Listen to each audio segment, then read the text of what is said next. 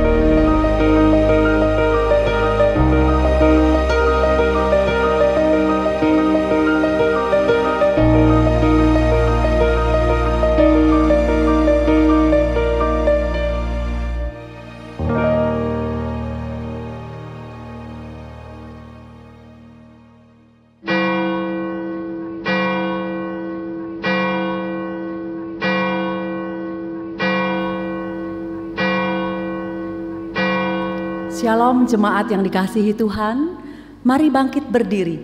Kita datang menghampiri tahta kasih karunia Allah dalam hening dan teduh di hadapan hadirat-Nya.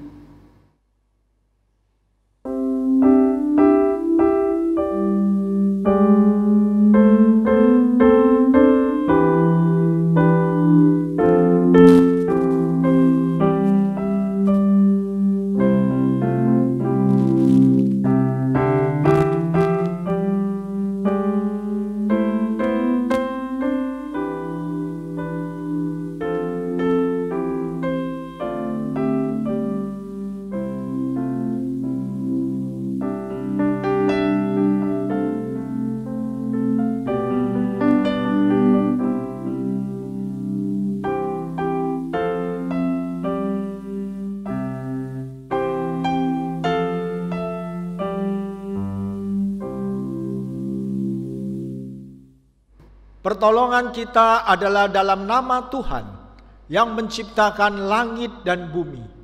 Turunlah atas kita sekalian damai sejahtera dari Allah Bapa, Allah Putra, dan Allah Roh Kudus. Amin.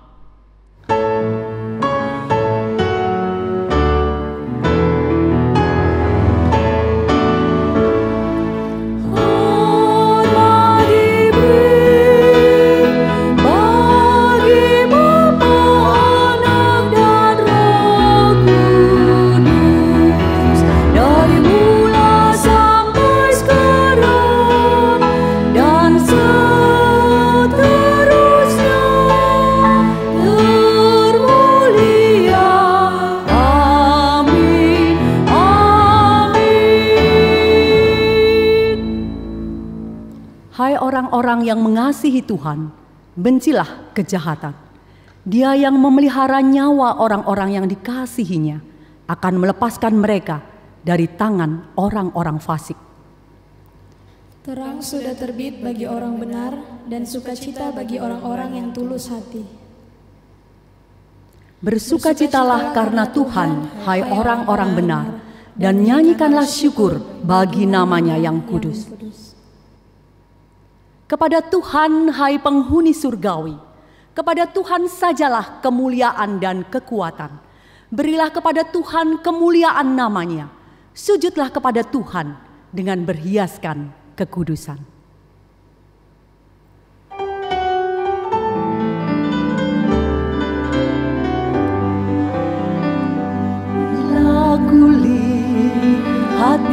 yang gemerlapan dan bunyi guru riuhku dengar. Ya Tuhanku, tak putus aku heran melihat ciptaanmu yang besar. Maka jiwaku pun memujimu, sungguh besar Kau Allahku. Maka jiwaku pun memujimu, sungguh besar Kau Allahku. Ya Tuhanku, apabila ku renungkan pemberian-Mu dalam menebus, ku tertegun bagiku dicurahkan oleh Putra-Mu darahnya kudus. Maka jiwaku pun memuji-Mu, sungguh besar Kau Allahku. Maka jiwaku pun memuji-Mu, sungguh besar Kau Allahku. Kristus memanggilku, sukacitaku amatlah besar, karena terkabullah yang kurindukan, melihat Dikau Tuhanku akbar. Maka jiwaku pun memuji-Mu, sungguh besar Kau Allahku. Maka jiwaku pun memuji-Mu, sungguh besar Kau Allahku. Then sing my soul, my Savior God to Thee. How great Thou art, how great Thou art. Then sing my soul, my Savior God to Thee. How great Thou art, how great Thou art, how great Thou art, how great Thou art.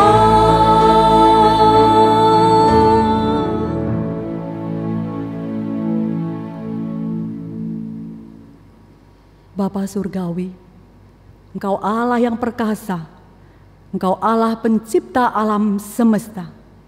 Engkau mengasihi kami lewat pengorbanan Putra-Mu yang satu-satunya, ketika Engkau mengutus Kristus mati di kayu salib, mengorbankan darahnya untuk menebus kami semua dari dosa. Bapa, pada hari ini ya Tuhan, kami datang kepadamu. Kami mau ya Tuhan menghampiri tahta kasih karunia-Mu, tahta yang penuh dengan segala kebaikan-Mu. Bapa, biarlah Engkau ya Tuhan boleh hadir dan memberkati ibadah kami pada pagi hari ini. Bapa, kami juga mau ya Tuhan datang kepadamu pada pagi ini, mengakui segala dosa dan kesalahan kami, mengakui segala kelalaian kami dan ketidakpedulian kami. Bapa, basuh kami dengan darah-Mu, sucikan dan kuduskan kami, karena kami rindu Tuhan, kami boleh memuji Engkau pada hari ini, kami boleh berdoa kepadamu, dan kami ingin diperbaharui melalui firman-Mu. Ini doa kami ya Tuhan, yang kami panjatkan di dalam satu nama, Tuhan Yesus, Tuhan dan Juru Selamat kami yang hidup. Amin. Berita anugerah diambil dari Yesaya 1 ayat 16 sampai dengan 18. Demikian firman Tuhan. Basuhlah, bersihkanlah dirimu, jauhkanlah perbuatan-perbuatanmu yang jahat dari depan mataku. Berhentilah berbuat jahat, belajarlah berbuat baik, usahakanlah keadilan, kendalikanlah orang kejam, belalah hak anak-anak yatim, perjuangkanlah perkara janda-janda. Marilah, baiklah kita berperkara, firman Tuhan. Sekalipun dosamu merah seperti kirmisi, akan menjadi putih seperti salju. Sekalipun berwarna merah seperti kain kesumba, akan menjadi putih seperti bulu domba. Puji kepada Allah untuk pengampunannya yang sempurna. Jemaat dipersilahkan duduk. Mari dengan penuh sukacita kita menyambut kasih dan pengampunannya yang sungguh berharga. Kita lantunkan kidung pujian, mengagungkan dan membesarkan nama Allah.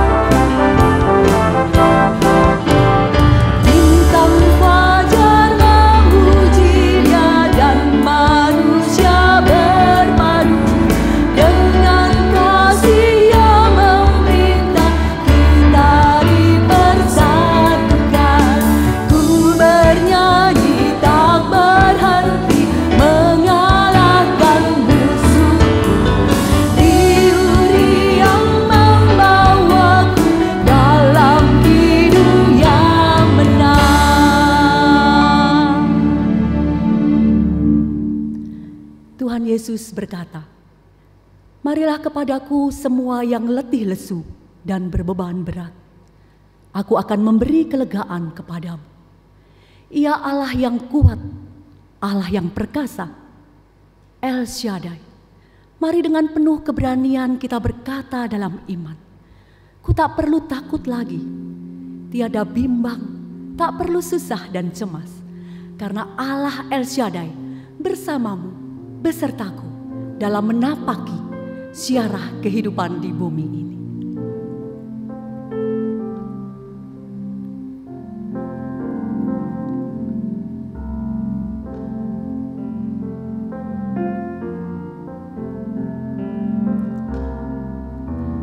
Tak usah ku takut,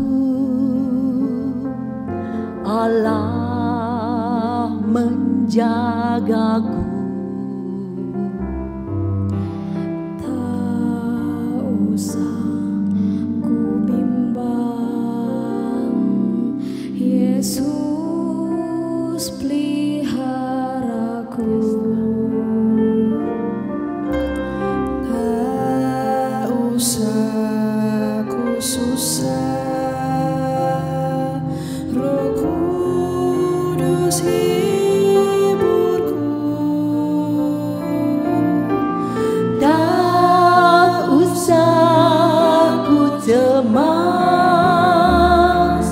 Dia memberkatiku. Tak usah ku takut, Allah menjaga.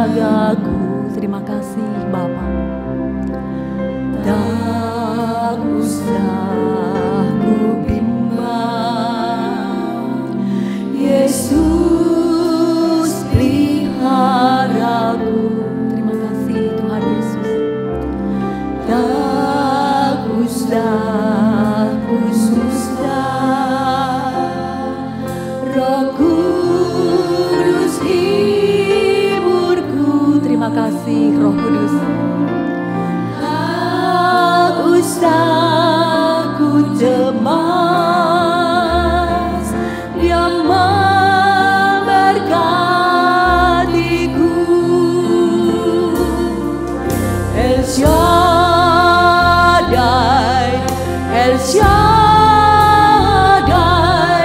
Allah Maha Kuasa. Dia besar, Dia besar, El Shaddai mulia, El Shaddai, El Shaddai, Allah Maha Kuasa. Haleluya. Berkatnya berlimpah, El Shaddai, El Shaddai, El Shaddai, Allah Maha Kuasa.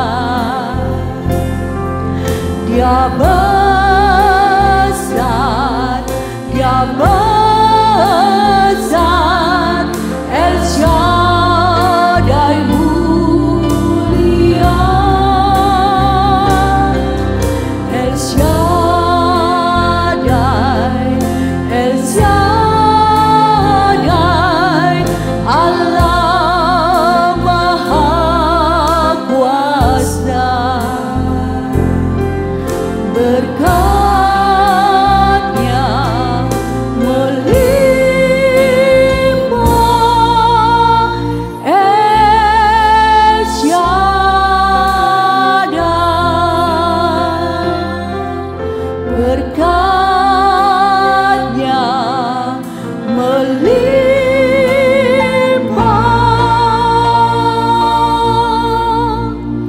El Shaddai.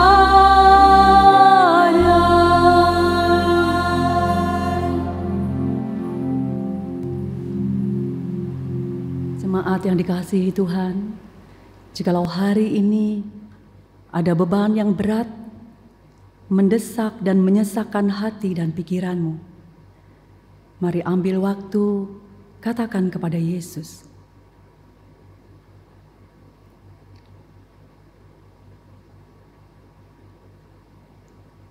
Bapa Surgawi, pada pagi hari ini ya Tuhan, sehati kami mau berdoa untuk bangsa dan negara kami.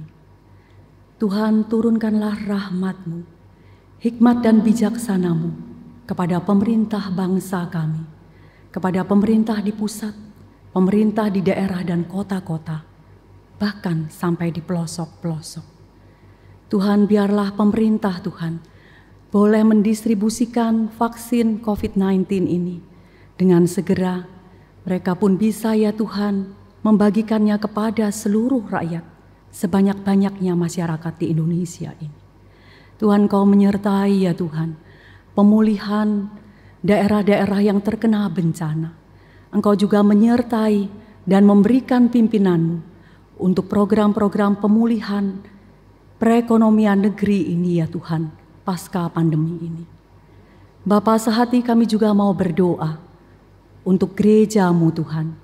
Tuhan, kami berdoa Engkau juga berikan hikmat bijaksana, pimpinan dan terang-Mu kepada hamba Tuhan, kepada gembala umum kami, kepada para majelis Tuhan, untuk mengerjakan program-program apa yang Tuhan kehendaki dikerjakan di masa pandemi ini.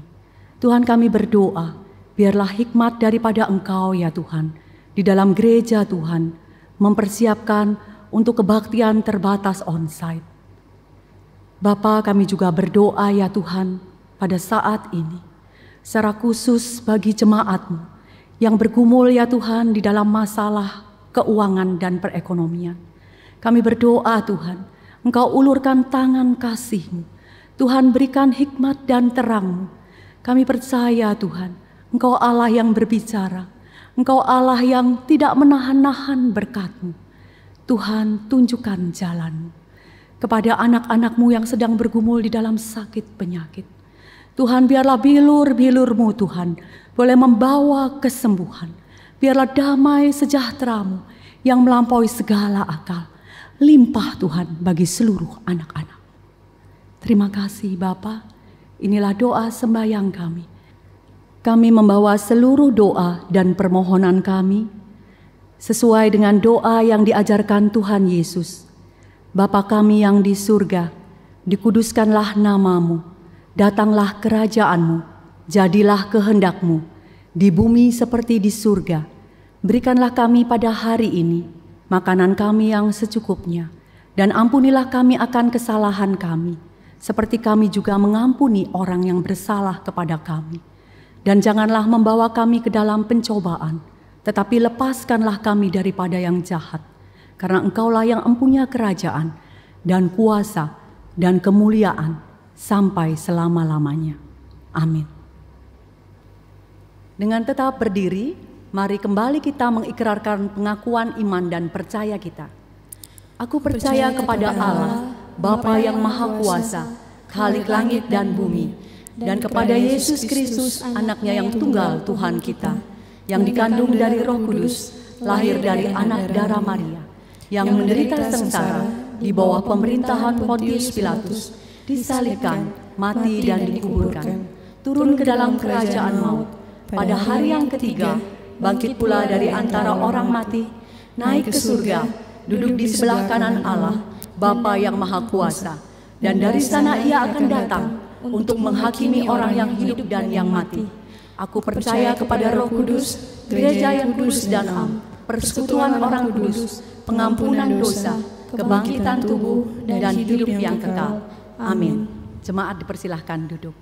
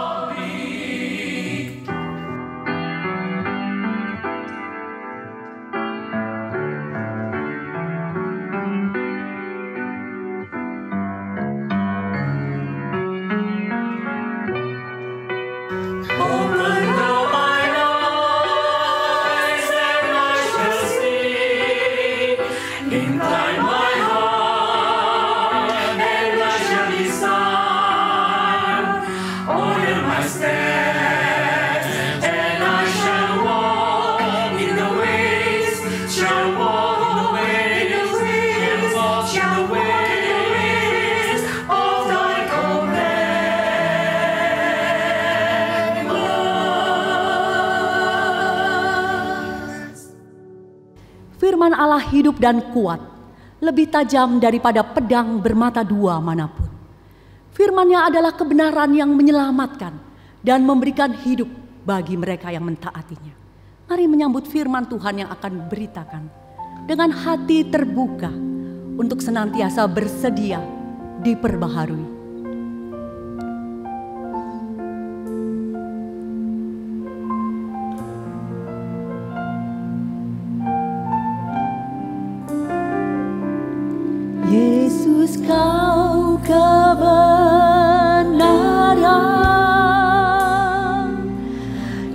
menyelamatkanku.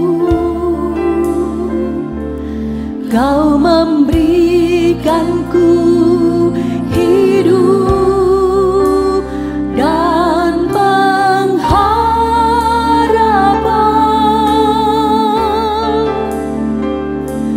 Ku ikut kehendak-Mu, ku perlu anugerah-Mu. Ku nyatakan janjiku kepadamu.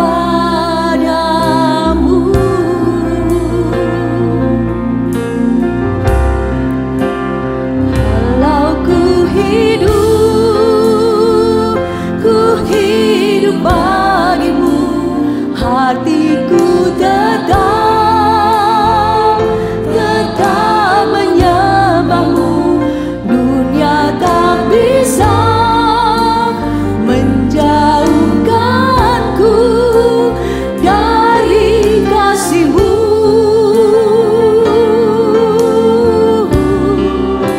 Selama ku hidup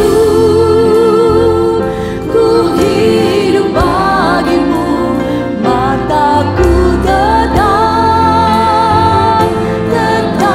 memandang-Mu.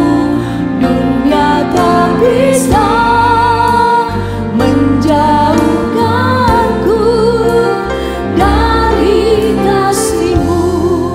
Yesus, Engkaulah kebenaran. Yesus, Kau kebenaran yang menyelamatkanku. Terima kasih Tuhan. Kau memberikanku hidup dan pengharapan. Ini janji kami ya Tuhan.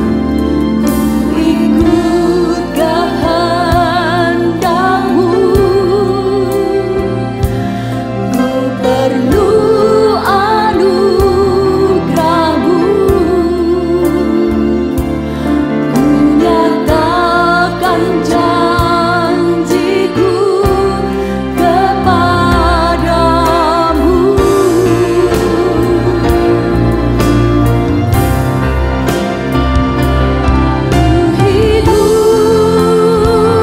Ku hidup bagimu, hatiku tetap menyembah-Mu. Dunia tak bisa menjauhkanku dari kasih-Mu.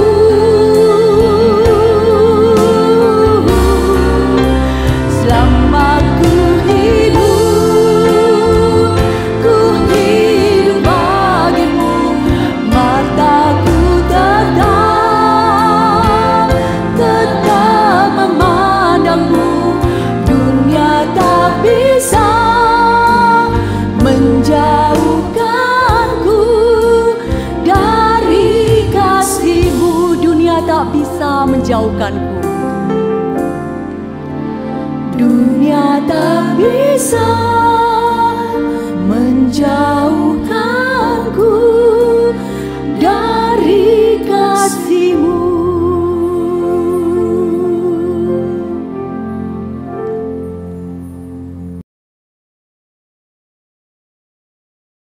Selamat pagi Bapak Ibu Saudara sekalian, senang sekali di pagi hari ini kita masih bisa bertemu kembali beribadah bersama-sama. Saya percaya itu karena anugerah dan juga kemurahan Tuhan bagi kita semua. Mari sebelum kembali kita merenungkan kebenaran firman Tuhan, kita berdoa, kita mohon anugerah dan juga pertolongan Tuhan bagi kita semua. Mari kita berdoa. Bapa, kami sekali lagi datang ke hadapan-Mu dengan segala kerendahan hati kami. Kami memohon hikmat dan pertolongan Tuhan di dalam perenungan firman pada pagi hari ini. Tolong setiap kami Tuhan, sekali lagi, sehingga ketika firman-Mu diberitakan, kami boleh mendapatkan berkat, hidup kami diubahkan, agar semakin hari kami boleh semakin sesuai dengan kehendak-Mu. Menyerahkan perenungan firman yang singkat ini ke dalam tangan-Mu, pimpin setiap kami, dan kiranya Engkau dipermuliakan di tengah-tengah pemberitaan firman ini. Terpuji nama-Mu ya Bapa, di dalam nama Tuhan Yesus kami berdoa. Amin. Bapak Ibu, perenungan kita pada pagi hari ini terambil dari Amos pasal yang kedua, ayat yang ke-6 sampai yang ke-16. Amos pasal yang kedua, ayat yang ke-6 sampai yang ke-16. Akan tetapi saya tidak akan membacakan seluruh bagiannya, kita nanti juga akan membacanya. Untuk saat ini saya akan membacakan ayat yang ke-13 sampai yang ke-16 saja.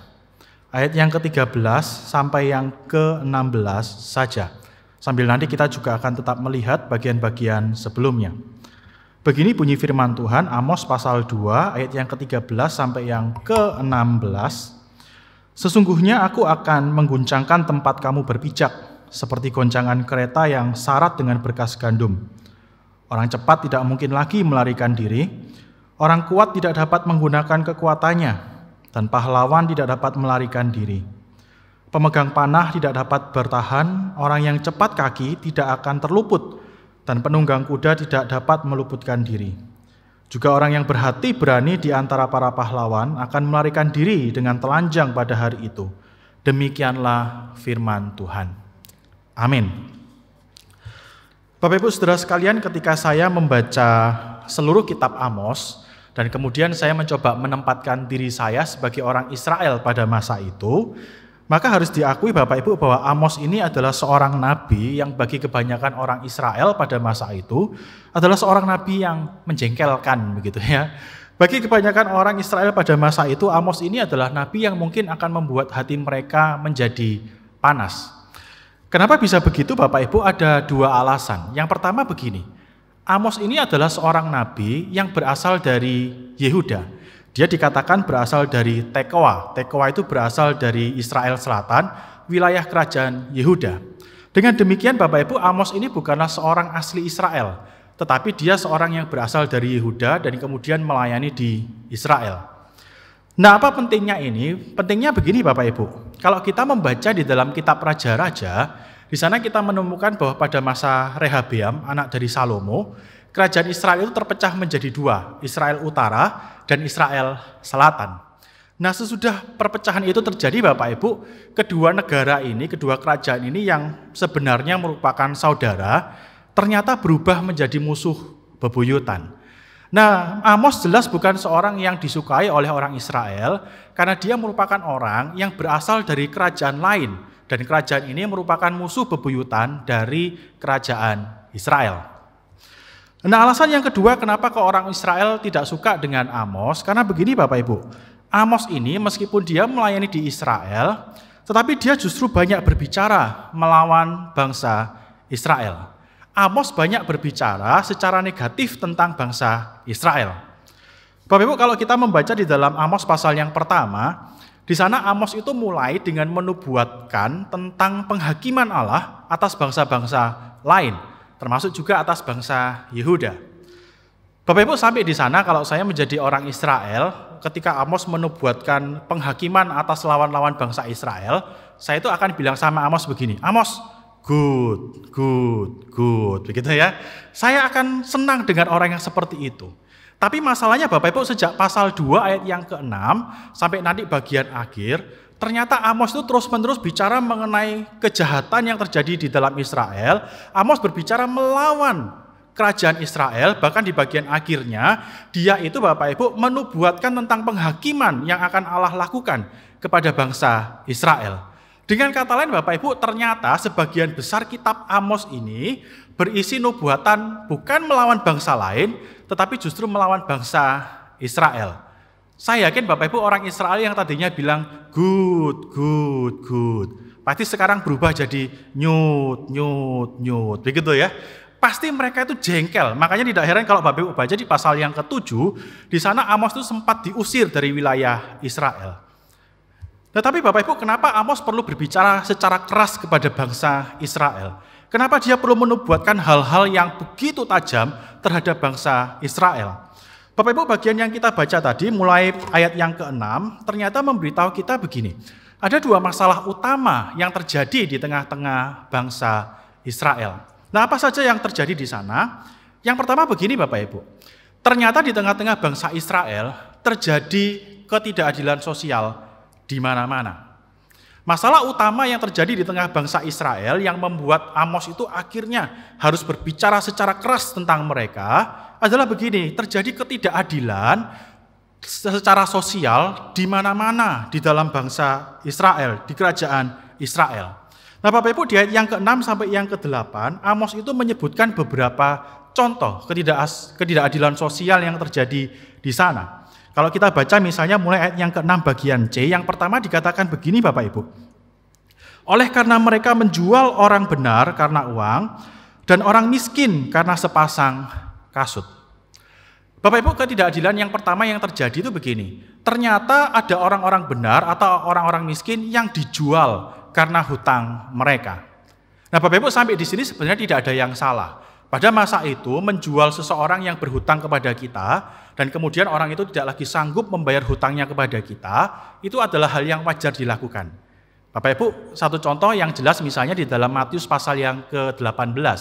Kalau Bapak Ibu ingat, di sana Tuhan Yesus itu memberikan sebuah kisah perumpamaan tentang pengampunan. Di sana diceritakan ada seseorang yang berhutang 10.000 talenta kepada seorang raja.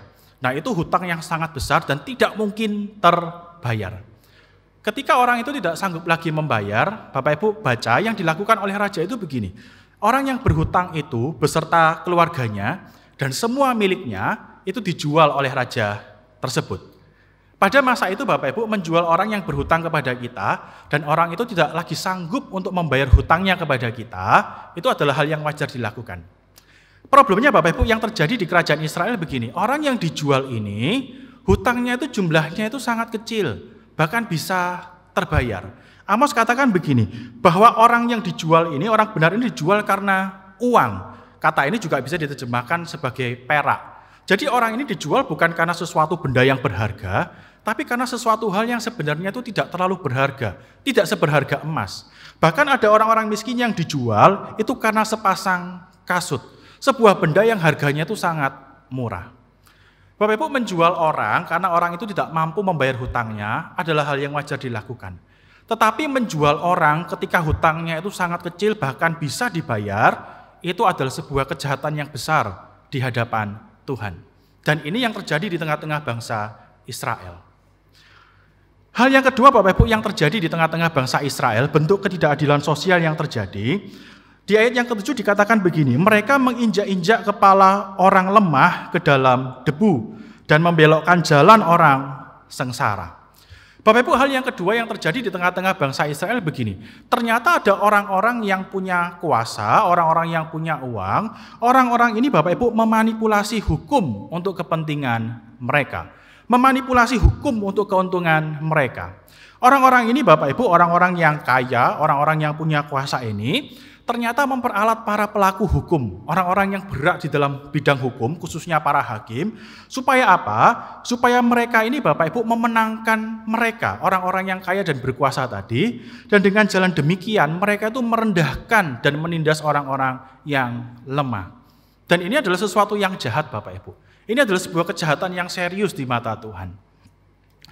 Bapak Ibu, beberapa waktu yang lalu saya itu nonton sebuah film Korea begitu ya, dengan istri saya dan juga seorang teman saya. Filmnya itu berjudul begini, Miracles in the Cell Number 7. Ini sebuah film Korea yang menceritakan begini, tentang seorang yang mengalami keterbelakangan mental. Dan orang ini Bapak Ibu dipaksa oleh seorang kepala polisi untuk mengaku sebagai pembunuh. Jadi si orang ini yang mengalami keterbelakangan mental ini sebenarnya tidak membunuh, tetapi dia dipaksa untuk mengaku sebagai pembunuh, begitu ya. Dipaksa untuk mengaku sebagai pembunuh. Karena kalau dia tidak mau mengaku, maka kepala polisi ini mengancam begini, anaknya, anak-anak dari orang yang keterbelakangan mental ini juga akan dibunuh oleh si kepala polisi. Pada akhirnya si orang ini, orang yang mengalami keterbelakangan mental ini, dia mengaku sebagai pembunuh karena dia ingin melindungi anaknya, bahkan dia kemudian mengalami hukuman mati karena hal tersebut. Bapak Ibu, ketika menonton film itu ya, istri saya dan juga teman saya itu menangis karena memang filmnya mengharukan begitu ya. Tapi saya waktu itu tidak menangis. Saya waktu itu benar-benar merasa marah. Karena menurut saya itu kejahatan yang serius. Bapak Ibu, Anda mungkin susah memahami ya, karena Anda mungkin tidak mengalami. Jangan-jangan apalagi kalau kita ini menjadi pelaku begitu ya, kita akan makin sulit memahami. Tapi kalau Anda mencoba menempatkan diri sebagai seorang korban, orang yang mengalami ketidakadilan secara hukum, karena hukum dimanipulasi, dibeli oleh orang-orang yang punya uang dan punya kekayaan, Anda akan tahu betapa jahatnya kejahatan tersebut. Dan itu yang terjadi di tengah-tengah bangsa Israel. Orang-orang yang kaya, orang-orang yang punya kuasa, memanipulasi hukum Bapak Ibu untuk kepentingan mereka. Hal yang ketiga Bapak Ibu yang terjadi di tengah-tengah bangsa Israel, di ayat yang ke-7 bagian B dikatakan begini. Anak dan ayah pergi menjamah seorang perempuan muda sehingga melanggar kekudusan nama Tuhan. Bapak Ibu, kita tidak tahu jelas apa yang sebenarnya terjadi di dalam bagian ini. Ada beberapa orang yang menafsirkan begini, oh mungkin ini bicara soal prostitusi. Jadi ada seorang ayah dan anak yang menggunakan seorang perempuan yang sama di dalam pelacuran. Ada juga yang menafsirkannya, oh itu mungkin incest, pernikahan sejenis. Jadi ada yang menafsirkannya begini, mungkin ini seorang ayah mertua yang memaksa menantunya untuk melakukan hubungan seksual dengan dia. Nah, kita tidak tahu persis apa yang terjadi sebenarnya di dalam bagian ini, karena Amos tidak memberikan petunjuk yang jelas kepada kita. Tetapi Bapak Ibu, para sarjana yakin begini, bahwa apa yang terjadi di sini adalah begini, ada kekerasan seksual yang terjadi. Ada pelecehan seksual yang terjadi, dan kekerasan seksual ini dilakukan karena orang ini punya kekuasaan, punya dominasi. Jadi Bapak Ibu, ternyata yang terjadi di sini ada orang-orang khususnya para pria, entah karena mereka ini orang yang berkuasa, orang yang punya uang, atau mereka orang yang merasa secara sosial lebih tinggi sebagai laki-laki. Orang-orang ini menyalahkan kekuasaannya tadi untuk melakukan kekerasan seksual terhadap seorang perempuan. Dan ini yang terjadi di tengah-tengah bangsa Israel. Hal yang terakhir Bapak Ibu yang terjadi di tengah-tengah bangsa Israel yang membuat Amos harus berbicara sangat keras kepada mereka dicatat di ayat yang ke-8. Dikatakan begini, mereka merebahkan diri di samping setiap mezbah, di atas pakaian gadean orang, dan minum anggur orang-orang yang kena denda di rumah Allah mereka. Bapak Ibu, hal yang terakhir yang terjadi di sini, ternyata ada orang-orang Israel yang ternyata mengambil apa yang bukan menjadi hak mereka.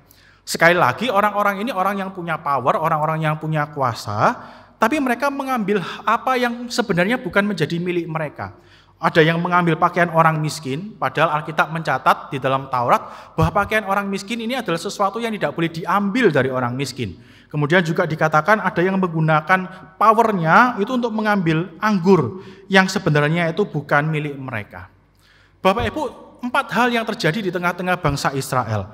Ternyata orang-orang benar dijual, orang miskin dijual karena sebuah hutang yang nilainya sangat kecil dan terbayarkan.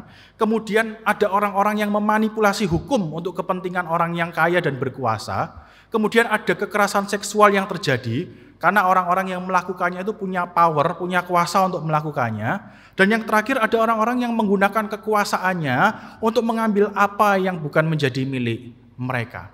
4 hal ini Bapak Ibu membuat Tuhan berbicara sangat keras kepada bangsa Israel. Bapak Ibu, kejahatan-kejahatan ini merupakan hal yang sangat serius di mata Tuhan.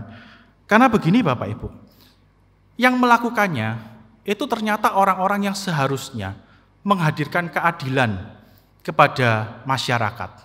Tadi kita baca di ayat yang ke-7 bagian A misalnya, ada hukum yang dimanipulasi. Yang melakukannya siapa? Orang-orang kaya bekerja sama dengan para hakim. Para hakim ini yang seharusnya menghadirkan kebaikan, menghadirkan keadilan, ternyata justru menjadi pelaku ketidakadilan. Bahkan Bapak Ibu, yang membuat kejahatan ini semakin keji di hadapan Tuhan, kejahatan ini bukan hanya terjadi di dalam wilayah sosial sehari-hari, tapi kejahatan ini juga terjadi di dalam wilayah agama. Di ayat yang ke-8 bagian B dikatakan bahwa ada orang yang minum anggur orang-orang yang kena denda di rumah Allah mereka. Itu artinya ketidakadilan ini Bapak Ibu juga terjadi bahkan di dalam wilayah-wilayah keagamaan. Karena hal-hal ini Bapak Ibu, Tuhan berbicara sangat keras kepada bangsa Israel. Ada ketidakadilan sosial yang terjadi di mana-mana, yang dilakukan oleh orang-orang yang seharusnya menghadirkan keadilan. Bahkan Bapak Ibu, kejahatan ini terjadi bukan hanya di dalam wilayah sosial, tapi juga di dalam wilayah keagamaan. Ini hal yang pertama yang membuat Amos berbicara sangat keras kepada bangsa Israel. Hal yang kedua Bapak Ibu yang membuat Amos berbicara sangat keras kepada bangsa Israel adalah begini. Karena ternyata orang-orang Israel ini menolak dan melawan Allah. Orang-orang Israel ini menolak dan melawan Allah. Bapak Ibu, kalau kita membaca di ayat yang ke-9, di sana Tuhan itu mengingatkan orang Israel, ayat yang ke-9 dan yang ke-10, mengingatkan orang-orang Israel tentang apa yang telah dia lakukan di masa yang lampau. Di ayat yang ke-9, Bapak Ibu, Tuhan mengingatkan orang Israel tentang apa yang dia lakukan pada zaman Yosua.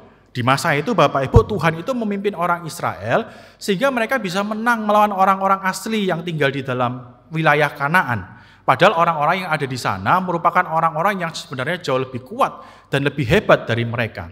Tapi ternyata karena penyertaan Tuhan, orang-orang Israel ini bisa mengalahkan bangsa-bangsa yang jauh lebih hebat dan lebih kuat dari mereka, bahkan akhirnya bisa memiliki tanah yang menjadi milik mereka. Di ayat yang ke-10 Bapak Ibu, Tuhan sedikit mundur mengingatkan tentang apa yang dia lakukan pada masa Musa. Di sana dikatakan Tuhan itu menuntun orang Israel keluar dari Mesir. Bahkan selama 40 tahun perjalanan mereka di padang gurun, Tuhan itu yang memimpin mereka, Tuhan yang menyertai mereka. Nah Bapak Ibu, karena Tuhan sudah melakukan hal-hal yang besar di dalam kehidupan mereka, di dalam sejarah mereka di masa lampau, maka seharusnya responnya orang Israel itu adalah bersyukur kepada Allah dan melayani Dia. Karena kemurahan yang telah Allah lakukan, perbuatan besar yang telah Allah lakukan, maka seharusnya orang Israel itu bersyukur kepada Allah dan melayani Allah Bapak Ibu. Itu respon yang seharusnya. Tetapi sayangnya yang dicatat oleh Amos, respon orang Israel berbeda. Di ayat yang ke-11 dan ke-12, Amos katakan begini, ketika Allah itu mengirimkan para nazir ini orang-orang yang punya fungsi mirip seperti hakim begitu ya, meluruskan apa yang terjadi di tengah-tengah bangsa Israel, menghadirkan keadilan dan kebaikan di tengah-tengah bangsa Israel. Ternyata di ayat yang ke-12 yang dilakukan oleh orang-orang Israel itu begini. Mereka itu mendorong supaya para nazir itu tidak melakukan janji kenasirannya, melanggar janji kenasirannya. Kemudian dikatakan ketika Tuhan membangkitkan nabi-nabi untuk mengoreksi orang Israel, yang dilakukan oleh orang Israel begini, mereka melarang nabi-nabi itu berbicara atas nama Tuhan. Dengan kata lain begini Bapak Ibu, ketika Tuhan mengirimkan orang-orangnya, utusannya kepada bangsa Israel itu melawan dan menolak mereka. Dan pada akhirnya mereka bukan hanya melawan dan menolak orang-orang utusan Allah, tapi mereka melawan dan menolak Allah. Hal yang kedua Bapak Ibu yang membuat Tuhan berbicara sedemikian keras kepada bangsa Israel adalah karena orang-orang Israel bukan hanya melakukan kejahatan sosial, tapi mereka juga menolak orang-orang utusan Allah, sehingga pada akhirnya mereka itu sedang menolak dan melawan Allah sendiri. Bapak Ibu, karena dua kejahatan ini di dalam bagian yang kita baca tadi, ayat yang ke-13 dan yang ke-16, Tuhan mengatakan bahwa Dia akan menggoncangkan orang Israel. Dia akan menggoncangkan mereka sedemikian keras, sampai tidak ada satu orang pun yang akan terluput. Ini bicara soal bagaimana seriusnya Bapak Ibu penghukuman yang akan Tuhan berikan kepada bangsa Israel. Nah Bapak Ibu, apa lantas relevansinya bagian ini bagi kita semua hari ini? Bapak Ibu, mayoritas orang Kristen saya yakin sangat tahu bahwa Allah itu sangat peduli dengan bagaimana kita bersikap kepada Allah. Banyak orang Kristen memberi perhatian bagaimana cara mereka bersikap kepada Allah. Itu hal yang benar, itu hal yang baik. Karena Alkitab mengajarkan kepada kita bahwa memang kita harus bersikap dengan tepat, dengan baik kepada Allah. Di dalam bagian yang kita baca tadi Bapak Ibu, Amos juga mengecam orang-orang Israel karena mereka melawan dan menolak Allah. Allah menuntut mereka punya sikap yang tepat kepada Allah, yaitu melayani Allah, bersyukur kepada Allah. Itu sikap yang tepat. Tapi ternyata mereka punya sikap yang salah. Mereka melawan dan memberontak kepada Allah. Bapak Ibu, semua orang tahu, semua orang Kristen tahu bahwa mereka harus bersikap benar kepada Allah. Mereka harus melayani Allah, mereka harus memuliakan Allah, mereka harus memberikan yang terbaik kepada Allah. Saya rasa kita semua tahu. Problemnya Bapak Ibu terjadi ketika kita hanya berhenti di sana. Kita berhenti sampai pada berlaku baik kepada Allah, dan lantas kita tidak peduli kepada sesama kita. Bapak Ibu, ketika kita punya mentalitas yang seperti itu, cuman berpikir yang penting saya baik kepada Allah, tidak peduli dengan orang lain, tidak heran Bapak Ibu menyebabkan banyak orang Kristen itu punya spiritualitas atau hidup kerohanian begitu ya, yang sifatnya itu sangat individualistik. Mereka itu menjadi orang yang apatis dengan orang lain, mereka tidak peduli dengan orang lain, mereka berpikir begini, yang penting saya baik sama Tuhan gitu ya. Atau bahkan lebih buruk lagi, ada orang-orang Kristen Bapak Ibu yang hidup dalam spiritualitas yang sifatnya dikotomis. Sifatnya itu terpecah menjadi dua. Mereka itu berpikir begini, semakin sesuatu dianggap dekat dengan Allah, mereka akan melakukannya dengan baik. Tapi ketika sesuatu itu dianggap lebih jauh, tidak terkait dengan Allah, maka sikap asli mereka atau karakter asli mereka itu jadi muncul begitu ya. Bapak Ibu, saya pernah kenal seorang AI begitu ya, seorang ibu begitu ya. Ini bukan jemaat GKA Gloria, karena jemaat GKA Gloria baik-baik begitu ya. Nah, ini saya kenal waktu saya masih melayani di gereja Pentakosta. Bapak Ibu tahu saya lahir dari gereja Pentakosta. Nah, saya kenal seorang ibu. Ibu ini Bapak Ibu kalau bicara soal kerohanian, dia berusaha menampilkan dirinya itu sangat rohani. Jadi karena dia orang Pentakosta ya, tiap kali berdoa begitu tutup mata gitu ya. Oh, dia langsung berbahasa roh gitu ya. Do re mi fa sol, do re mi fa sol, do re mi fa sol begitu ya. Berbahasa roh. Tiap kali doa itu bahasa rohnya kenceng. Tapi Bapak Ibu ternyata mulut yang sama, yang tiap kali doa berbahasa roh, kalau marah sama pegawai-pegawainya, wah itu mengerikan gitu ya. Dia itu kalau marah Bapak Ibu ya, bahasa kebun binatang, bahasa Jurassic Park itu keluar semua ya. Jadi semua binatang dari kucing, anjing, babi, dinosaurus, brontosaurus, T-Rex itu keluar semua Bapak Ibu. Mengerikan kalau dia itu marah. Bapak Ibu, selama Anda punya mentalitas seperti itu, cuman berpikir yang penting baik kepada Tuhan, sesama itu tidak penting, Anda akan menjadi orang-orang yang seperti itu. Sayangnya itu bukan ajaran firman Tuhan ya. Sayangnya itu bukan ajaran firman Tuhan. Bapak Ibu, Tuhan itu memang sangat peduli dengan bagaimana sikapmu kepadanya, jelas. Tapi Bapak Ibu, Tuhan juga tertarik, Tuhan juga memperhatikan dengan serius bagaimana cara kita memperlakukan sesama kita. Atau khususnya dalam konteks Amos ini begini Bapak Ibu, bagaimana cara Anda mempergunakan power yang Anda miliki, entah itu kekayaan Anda, entah itu kedudukan Anda, entah itu kecerdasan Anda, atau hal-hal lain yang membuat Anda itu di atas angin dibandingkan orang lain, bagaimana cara Anda mempergunakan hal-hal itu kepada orang lain, nah itu juga menjadi perhatian yang serius di hadapan Allah. Bagaimana caramu menggunakan powermu, itu menjadi perhatian yang serius di hadapan Allah, bagi Allah. Nah Bapak Ibu, sayangnya problemnya begini, ketika bicara soal power, ternyata kita semua ini lemah. Di dalam sejarah Bapak Ibu selalu muncul orang-orang yang ketika punya power, entah punya uang, entah punya kekuasaan, entah punya kepandaian dan sebagainya, mereka menggunakannya itu justru untuk menindas orang lain, untuk mengintimidasi orang lain, bahkan melakukan berbagai macam kejahatan. Lebih menyedihkan lagi Bapak Ibu, hal ini terjadi bukan sekedar di luar sana, kepada orang-orang yang tidak mengenal Tuhan. Sejarah juga mencatat banyak orang-orang Kristen, orang-orang yang mengenal Tuhan, ternyata juga melakukan hal yang sama. Punya power, tapi ternyata mempergunakan power itu untuk berbuat kejahatan, melakukan ketidakadilan, melakukan penindasan kepada orang lain. Bapak Ibu, tahun lalu kekristenan itu diramaikan karena berita tentang seorang apologis yang sudah meninggal, yang bernama Ravi Zacharias begitu ya. Tahun 2015, 2016 atau 2017 kalau saya tidak salah, Ravi ini Bapak Ibu sempat dituntut oleh sepasang suami istri. Ravi ini seorang pembicara yang sangat terkenal. Saya yakin banyak di antara Bapak Ibu yang tahu nama ini, Ravi Zacharias. Nah Bapak Ibu, tahun 2015 sampai 2017, saya lupa tahun berapa tepatnya, Ravi ini sempat dituntut oleh sepasang suami istri karena dia tuh dituduh melakukan pelecehan terhadap si istri. Si istri yang melaporkan itu, bukan istrinya Ravi, istrinya orang lain. Nah, si istri itu mengatakan begini, si perempuan ini mengatakan begini, bahwa Raffi itu kerap mengirimkan gambar-gambar yang tidak pantas begitu ya kepada si perempuan ini. Bahkan Raffi itu juga memaksa si perempuan ini juga mengirimkan gambar-gambar dirinya tanpa pakaian begitu ya yang tidak pantas kepada Raffi. Nah, waktu itu Bapak Ibu, tuntutannya itu berlalu begitu saja. Raffi di hadapan umum mengaku saya tidak pernah melakukannya, saya dijebak dan sebagainya. Kasusnya menguap begitu saja.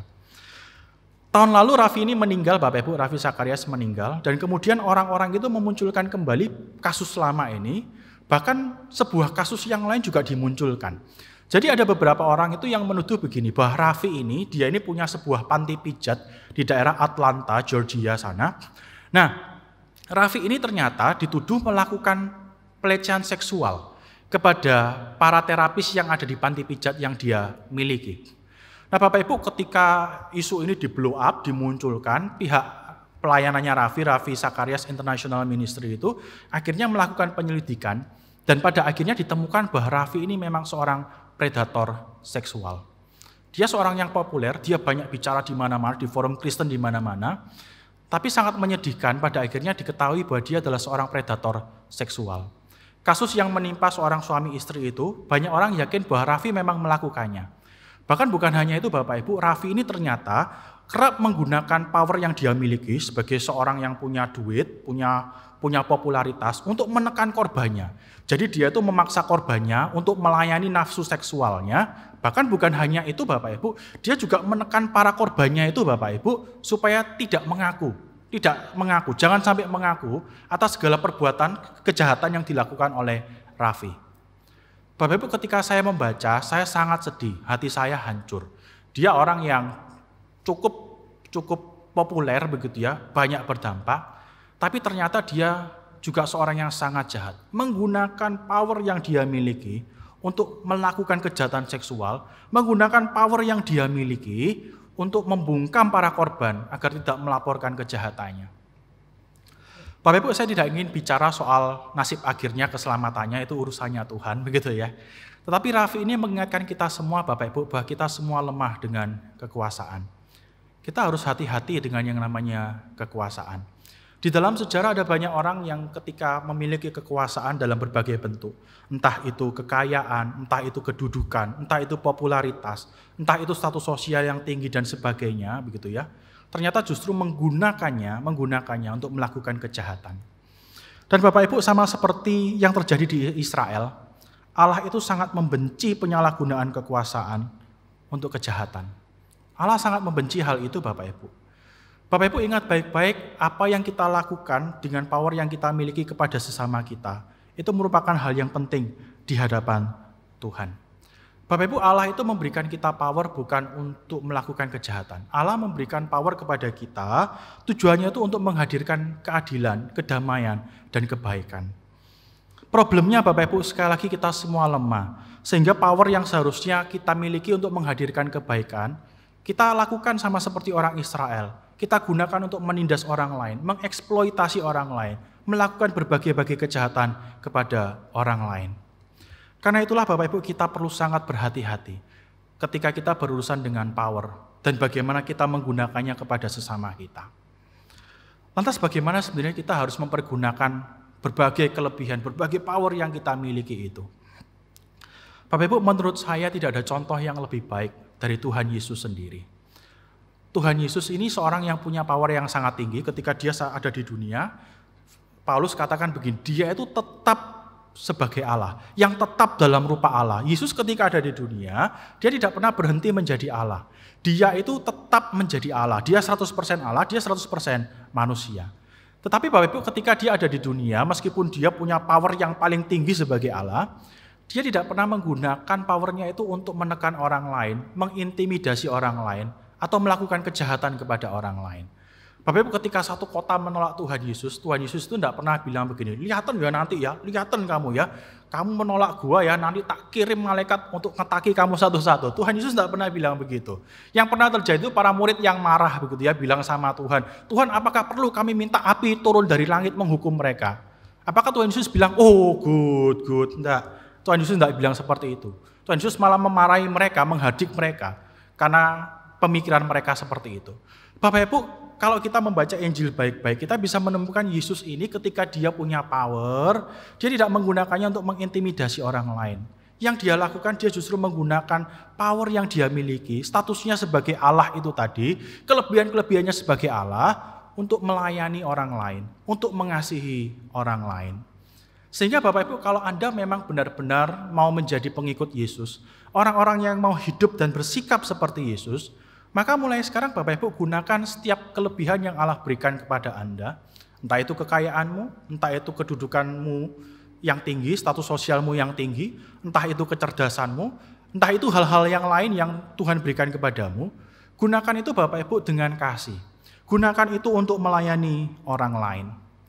Bapak Ibu, di tengah zaman yang tergila-gila dengan power, dengan kekuasaan, dan suka menggunakannya untuk melakukan berbagai-bagai kejahatan, Tuhan menuntut kita, murid-murid Tuhan, hidup dengan cara yang berbeda.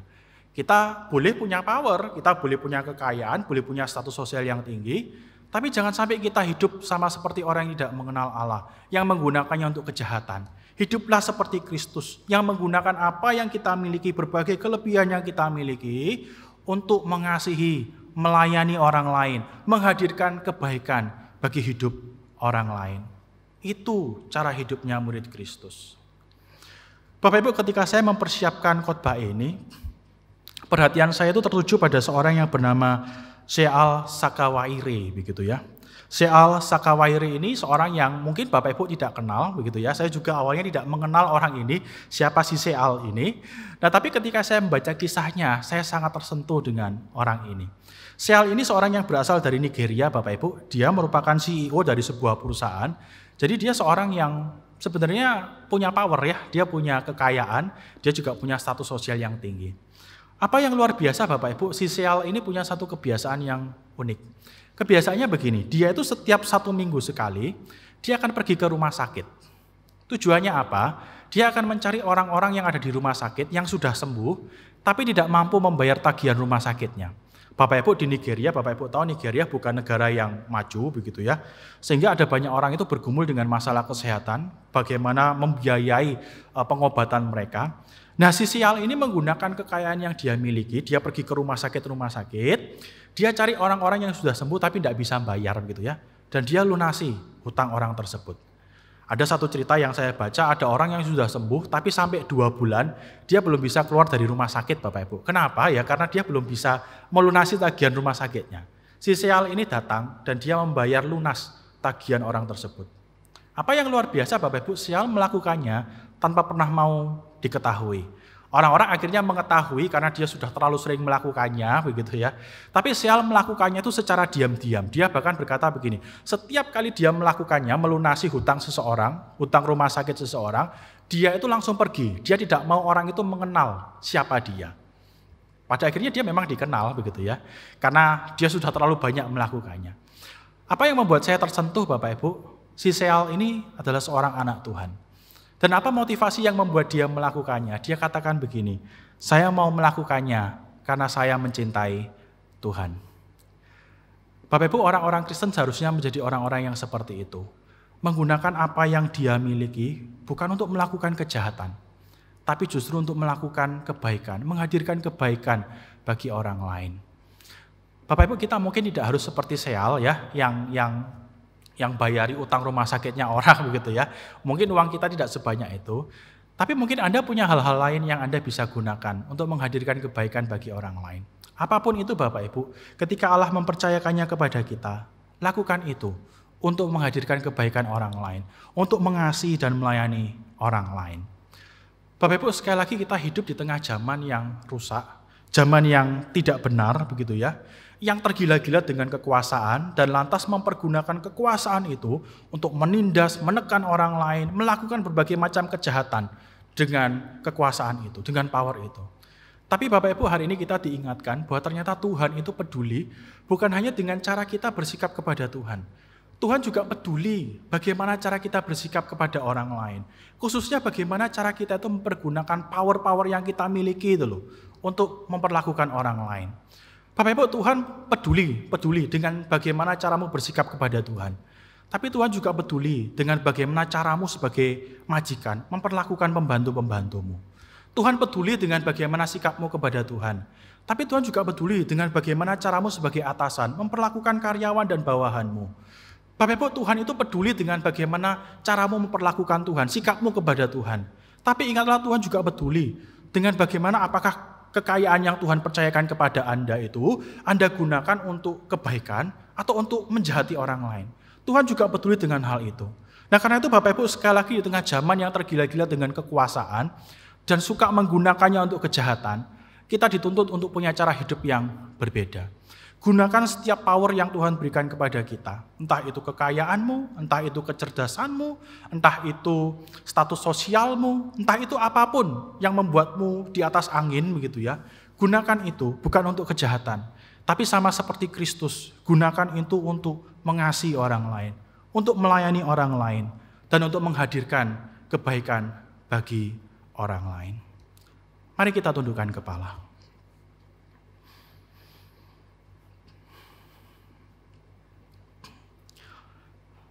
Ya Allah, kami sungguh sadar betapa kami ini lemah dengan sesuatu yang disebut sebagai power. Kami lemah dengan kekayaan. Kami lemah dengan status sosial. Kami lemah dengan popularitas. Kami lemah dengan berbagai macam hal. Bukan hanya karena kami tergila-gila dengan hal itu, Tuhan, tapi karena seringkali ketika kami memilikinya, kami mempergunakannya untuk melakukan hal-hal yang bertentangan dengan kehendak-Mu.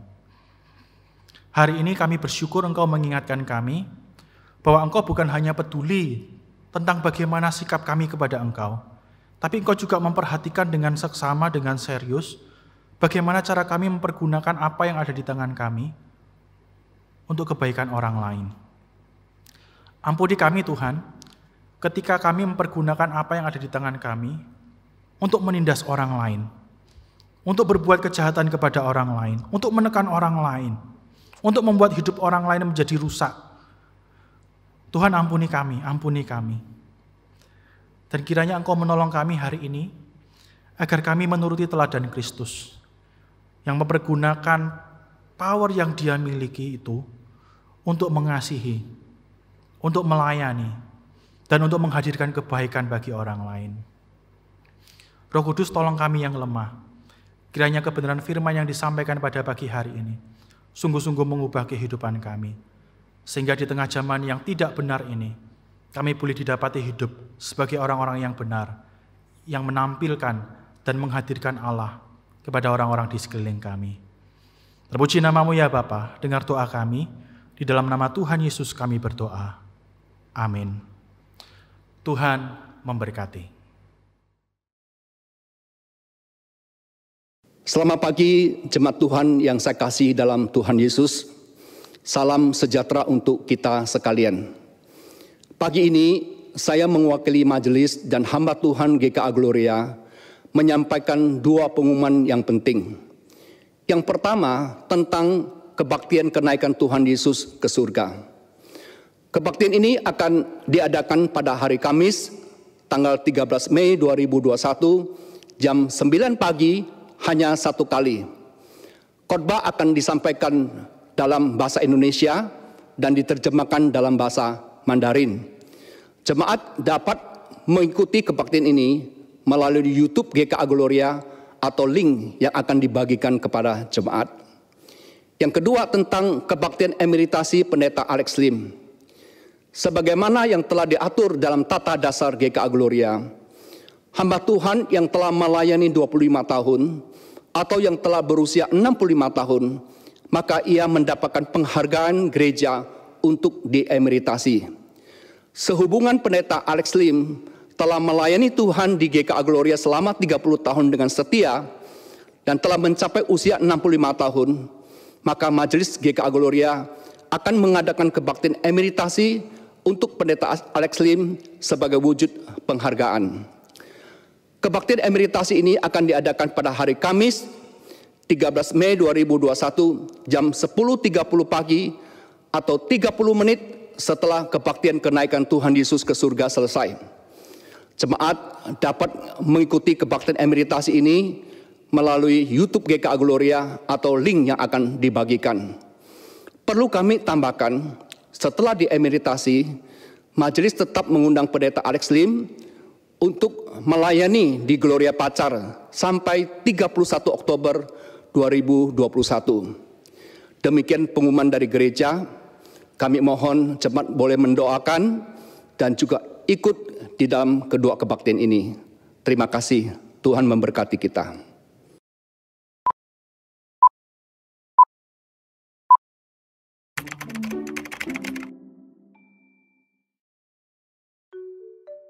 Mama Caca, seorang yang Pekerja keras, seorang yang sayang pada anak-anaknya. Orangnya lucu kadang. Mamaku nggak pernah batasin ini boleh, itu nggak boleh.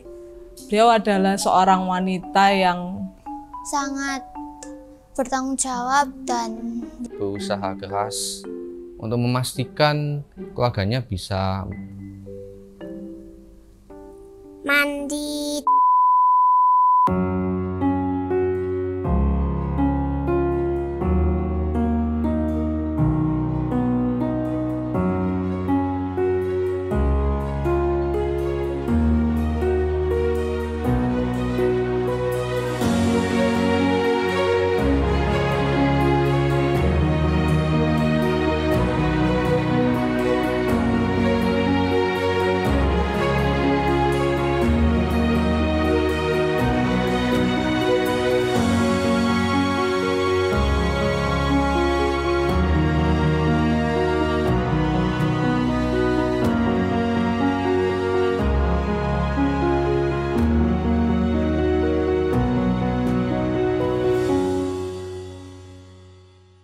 Kami mau berkomitmen untuk mempersembahkan hidup yang berarti, yaitu hidup dalam kebenaran, menjauhi dan membenci dosa. Sekaligus pada hari ini kami pun mau mempersembahkan sebagian dari kepunyaan kami yang berasal dari Tuhan. Jemaat boleh memberikan persembahan dengan transfer ke rekening gereja masing-masing atau scan QRIS yang akan ditayangkan berikut ini.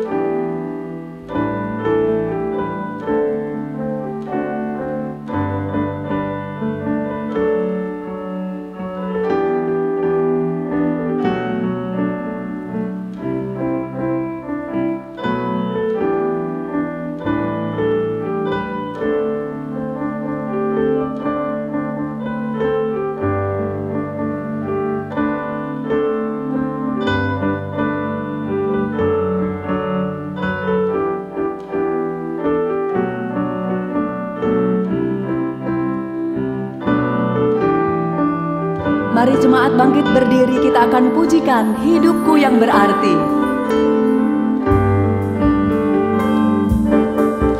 Tiap hari lepas tiap hari, dengan rasa berat hati, hidup yang penuh arti ini, mengapa jadi begini?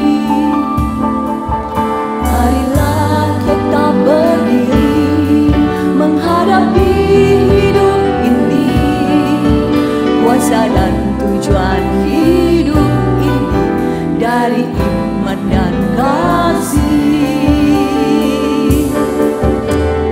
Hidup bukan karena hari, hidup hanya karena arti, bebas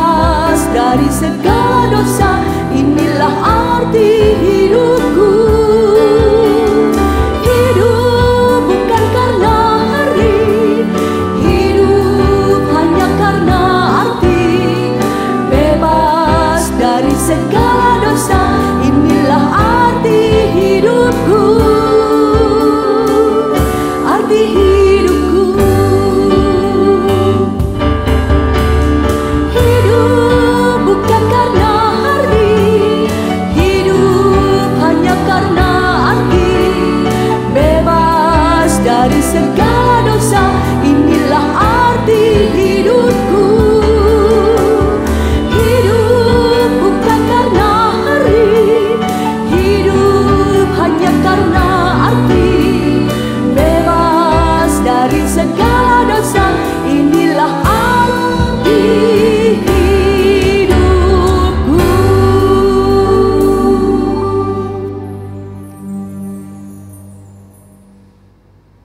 Bapa, kami membawa persembahan ini.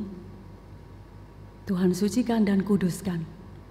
Tuhan pakai untuk pekerjaan Tuhan. Tuhan tolong kami, bukan hanya mempersembahkan harta yang sesungguhnya fana ini, tapi Tuhan bantu kami, tolong kami. Kami yang masih muda, kami yang sudah lanjut usia, untuk kami sungguh ya Tuhan, mempersembahkan seluruh hidup kami kepada Engkau, Allah yang mengasihi kami, Allah yang mencintai kami. Ini doa kami Bapa, di dalam nama Tuhan Yesus kami berdoa. Amin. Bagi Dia satu-satunya Allah yang penuh hikmat, oleh Yesus Kristus, segala kemuliaan sampai selama-lamanya. Amin.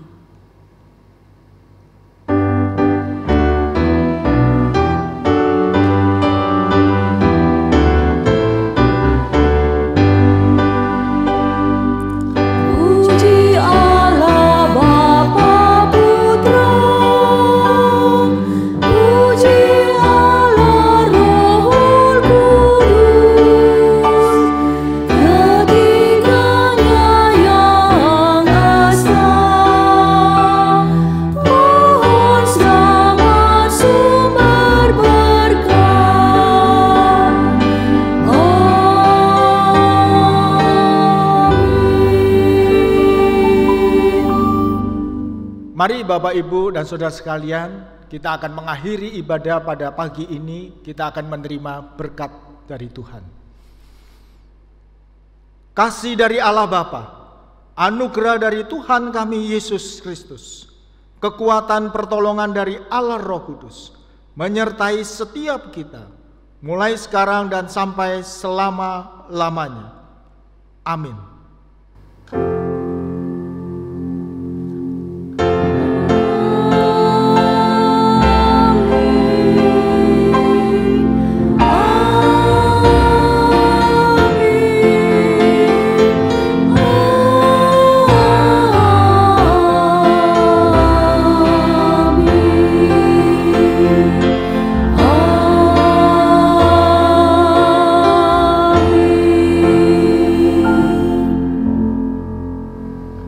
Ibadah kita selesai, silakan duduk, silakan mengambil waktu teduh. Tuhan Yesus memberkati.